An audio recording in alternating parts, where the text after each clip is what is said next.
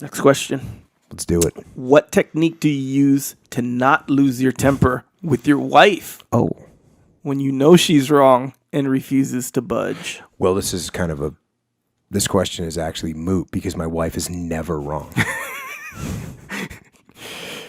So number one, losing your temper. Losing your temper is weak. It's actually weak. It's actually weak to lose your temper.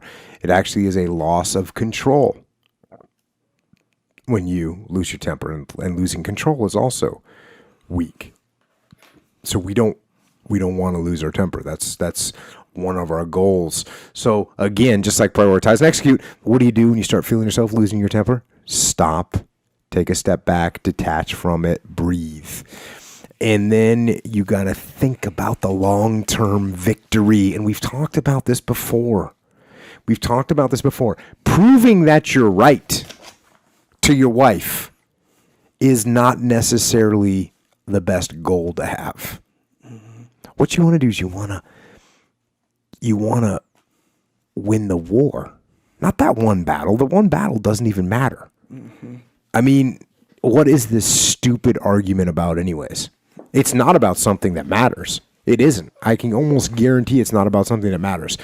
It's about some random thing that doesn't matter in the big picture at all. So why are you getting upset about it? Why are you losing control? Why are you losing your temper? You can't do that. You can't do that. So when you feel like you're coming up against this is Sun Tzu, you're going against a heavily defended position, don't attack the heavily defended position. If your wife is not admitting that she's wrong and she's refusing to budge, what are you doing when you're attacking her? You're actually attacking a heavily defended position. Sun Tzu told you not to do that 2,500 years ago, and it holds true to this day. So what are you going to do when they're not budging? You're going to flank them. You're going to move around to the outside and come in from another angle that they weren't expecting. Maybe that other angle looks like flowers.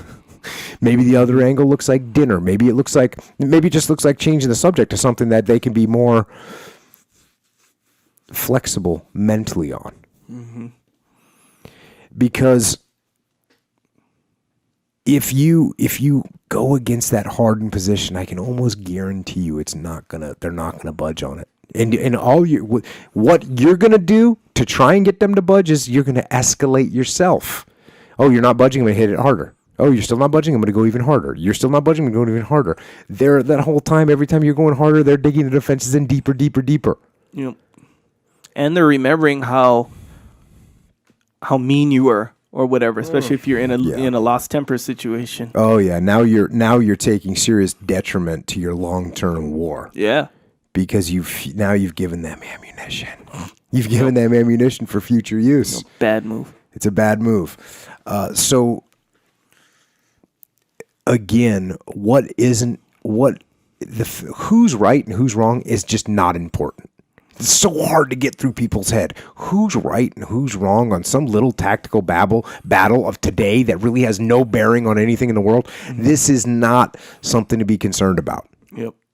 So it might be your own ego that wants to be right. Have we thought about that factor? Have we thought about that you, as a man, as a husband, you want to be right too? So guess who the person that isn't budge?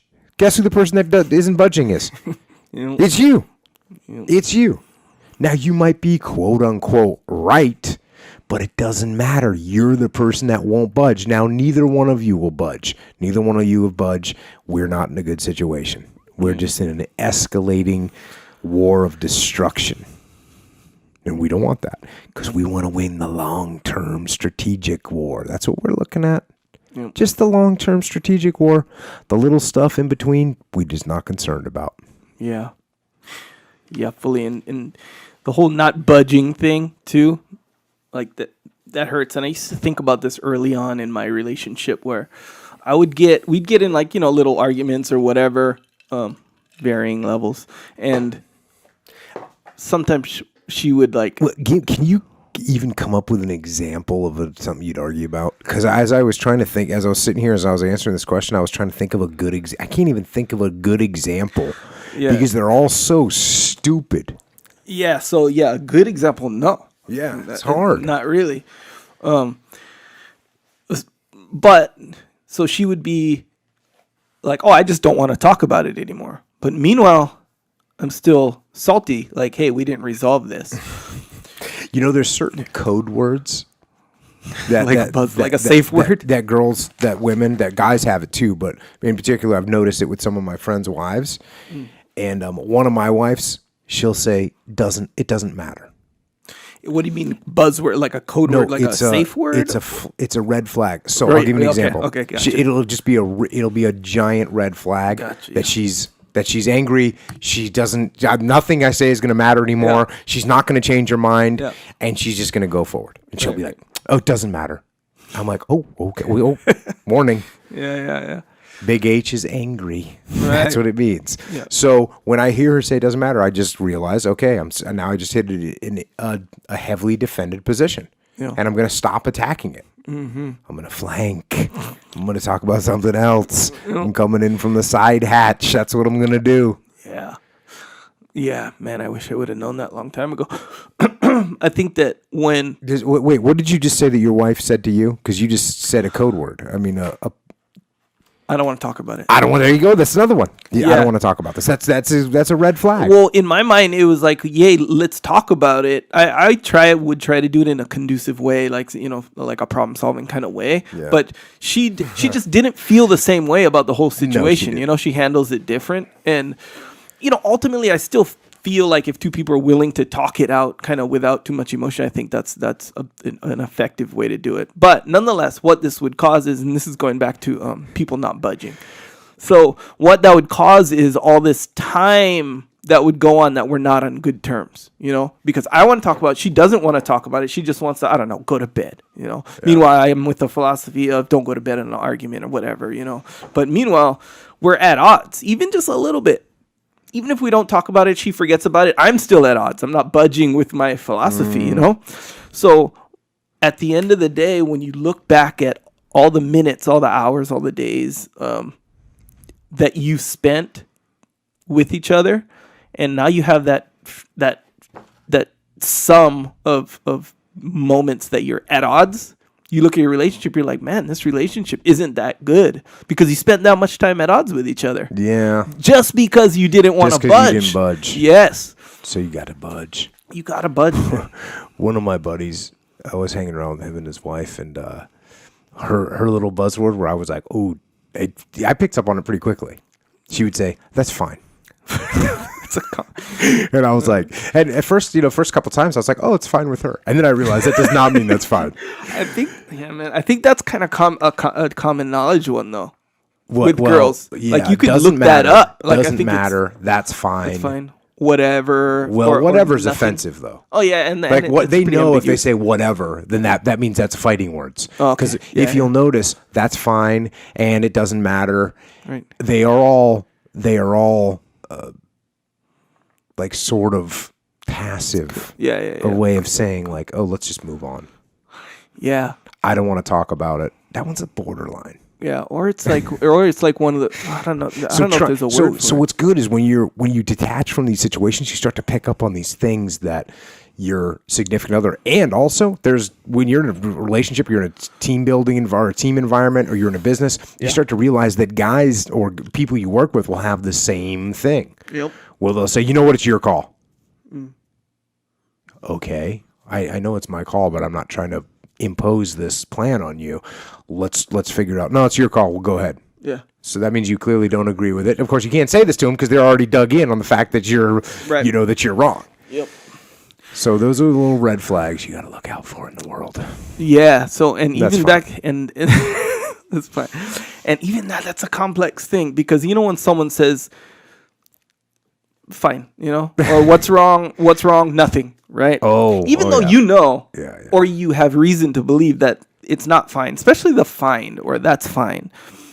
You have good reason to believe that it's not fine, Yeah, right? So yeah. in your mind, it's logical to think, hey, you shouldn't say you're fine when you're not fine. you actively chose to say you're fine when you're not fine factually. So it's easy to come to that logical conclusion. Yeah. But there's your problem. Right. Logical conclusions. I know it's not that simple. It's not that black and white. So, and I'm saying this because I kind of, up until really recently, I thought that, hey, look, I'm not really wrong with this thing. I asked you a very specific question.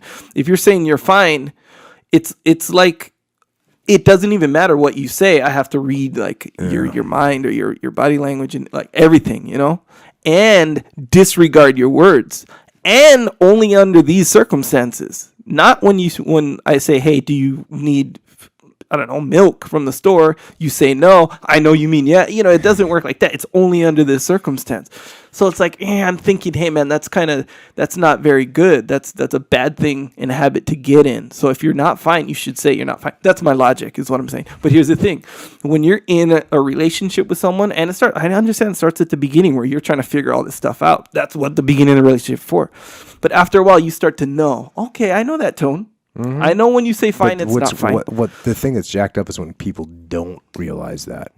What that's a code word that means something else. Right. And what it's signifying is you are coming up against a heavily defended area. I'm not changing my mind, but I'm not going to sit here and argue about it. So you know what? Doesn't matter is what my wife would say. Yeah. Oh, it doesn't matter. Bro, man, it matters. When Sarah would say, I don't want to argue about this, it's fine, let's not talk about it, that would enrage me further. Not like I'm not a lose temper kind of whatever, but it would frustrate you. It would make me I'd be like, no, we have to go to, it's like, you know, if you have like fucking like a like a splinter, like if you have a splinter in your hand or something, not talking about it is like, I just leave it, let the skin grow over it, and you'll be fine. And the thing is, you probably will be fine, but you still got that splinter in there. Me, I'm like, okay, let's talk about it. Let's open it up and get the splinter out. But she's like, no, you know. That's how I can't always recommend ripping that splinter out. Yeah, I know. Because sometimes you're going up against a hardened defensive area, and that's what we're talking about here. That's what the question is. The question is, how do you not lose your temper with your wife when you know she's wrong and she refused to budge? You know how you don't do it. You know how you maintain your temper. You realize that you're in a strategic situation where you're just gonna win strategically. Yeah. You're gonna outsmart. You're gonna outmaneuver. You're gonna outmanipulate. I'm sorry. You're gonna manipulate the situation. Yeah. That's what you're gonna do. And you're going to make her think, you know what, man, I was kind of a jerk last night to my wonderful husband. Yeah. Yeah. That's what we want to have. Yeah, you got to do it in this genuine way. You know, of course you got to be genuine. Come off real genuine and open and warm. No one wants to attack you when you're in that state, you know? So that's what you do. You meet my wife. No, bro, I'm telling you. Maybe if you switch all of a sudden, and she's like, hey, this is the trick. But if you're like, if you put it on, yes, you're just disarming them. Right. Yes, exactly. You disarm them. But man, it's hard to do when you lose your temper. I answered a question the other day. I was at an event and I answered a question. I was like, listen, do not take marriage advice from me. Because the question, it's a long story, but the question was about, you know, how do you do your job when you have all this pressure, and how do you maintain your family? And I kind of went through the story of like, hey, you know, my family came second. Mm-hmm. And that's really hard for people to understand. And I went through the whole thing, and I got to the end and I said, listen, don't take marriage advice from me. And everyone kind of laughed, but in a situation like this, actually take marriage advice from me. Right. Yeah. Don't attack defended positions. I've said that 47 times right now. Yeah. And it's not to say that you've never attacked defended position. I don't know if you ever have it with your wife, but I'm just saying that sounds like good objective advice. Yeah, I probably haven't done that in so long. It's like when we got asked on the podcast. We got asked this on the podcast? When is the last time that you were dug in on a position, and how did you admit that you were wrong? And I was like, oh, man, I haven't been dug in on a position in years. I don't even remember. Yeah. So it's the same thing here. When do I attack my wife in a defended position, something that she's super crazy and passionate about? I'm not going near that thing. Yeah. Yeah, the losing your temper thing too, man. I'd learned, and I mentioned this before, where I'd learned about just getting mad in general from this book called Mind Games. It was a teeny tiny little book. One chapter was not even one page. That can be your first review on the podcast. You can be the reviewer. We can do mind games. Some of them were like puzzles, to see how your mind works. Anyway, what it did was indicate that... Was there Plinko involved on these puzzles? No, bro, that's Price is Right.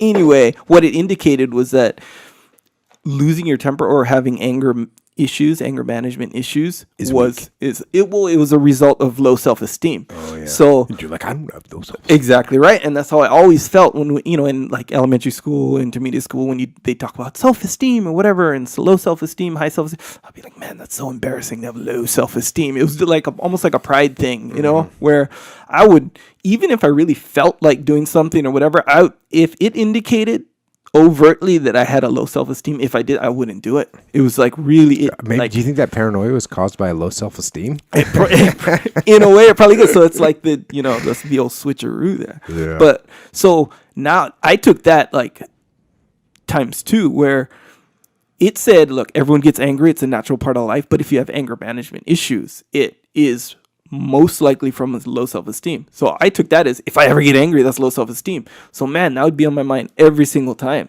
where anytime I felt myself getting mad, I'd be like, nope, I don't have low self-esteem. So what that did though is train me never to lose my temper. That's even if I felt like it at first. I think I was always laid back, but anyway, I think that's kind of a thing to check though, where if you're losing your temper all the time, it's like, man, what's up with you losing your temper? Don't lose your temper. That's for sure. Hey, that splinter analogy I gave? Oh, man. Bro, I'm telling you. Okay, so this one time, and it wasn't me, it was Jade. He had a splinter. We were young.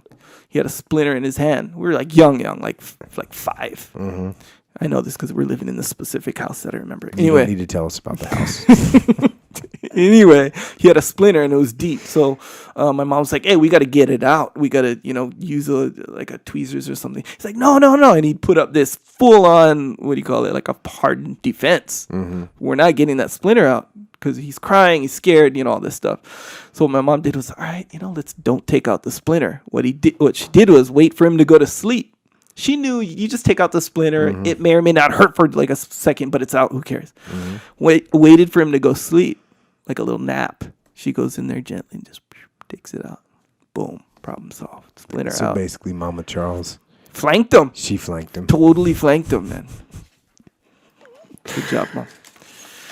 Props to Mama Charles. Next question. Yes, please. Good Lord.